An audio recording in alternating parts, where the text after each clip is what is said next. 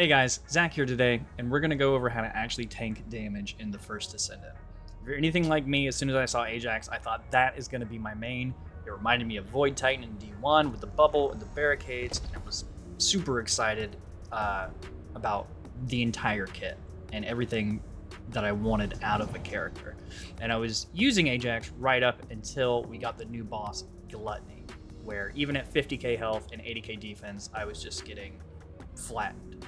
And I saw a bunch of other YouTubers talk about damage resist numbers and how it wasn't really worth investing into. But today, I kind of woke up, I farmed out the parts, and I gave it a shot, and I'm delightfully surprised. So we're going to go over kind of the build and what I think is going to be usable going forward. So at the ending of the video I showed at the start, I kind of showed the general overall build with the modules. Pretty basic stuff. We decided to go with cold antibody. We actually put a little bit of HP in, and we also got the time distribution for the extra HP because I already had that slotted. This is not the exact build I want to end up with when it comes to finishing this type of build. We're actually going to have to remove slots in order to fit the different resistances in going forward.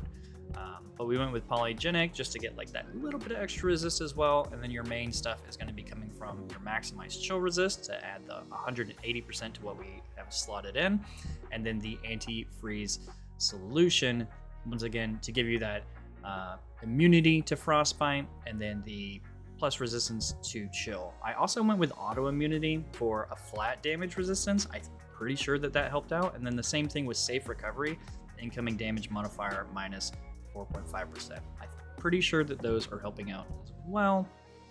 And then we went with stem accelerant just to get even more HP to give us that effective health pull so that we can take a few shots and not have to worry about it. And then we went with body enhancement just to give us a little bit of defense and shield proportionate to the HP, which you can see we don't have a lot of shield right here or defense right here, but whenever you load in, both of those things do go up a little bit and make it a little bit more usable. For components, we went with just as much HP as possible, so we have double max HP here. We have HP and then the chill resistance. I would have liked to get MP on that instead, but the shield recovery out of combat is also not bad. We have max HP with MP recovery. I wouldn't mind defense there, but I do consider MP very important in this game. And then at the bottom, we just went with another max HP with max shield. This is not by any means a perfect loadout for this kind of build that I'm going for, but this is what I threw together with just like a little bit of time this morning.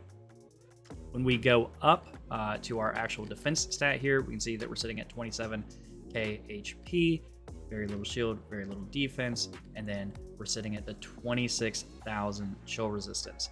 That is what's making a big difference in this build compared to doing just defense. The way defense is kind of coded in the game is if you're building defense, that's going to protect you against bullets, melee attacks, things like that.